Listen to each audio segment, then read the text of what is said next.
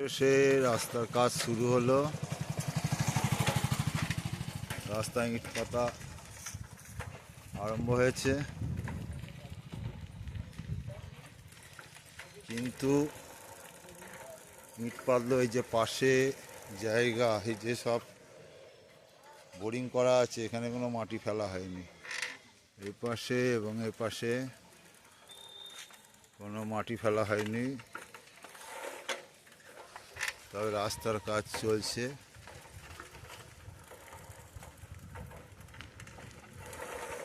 এই যে পাশে বোরিংয়ে কোনো রকম এখনো মাটি ফেলা হয়নি।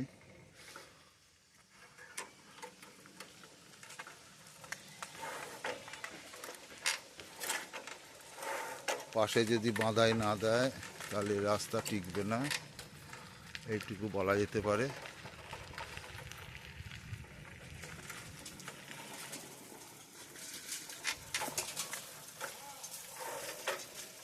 এই রাস্তা দিয়ে অজস্র মানুষ পারাপার হয়।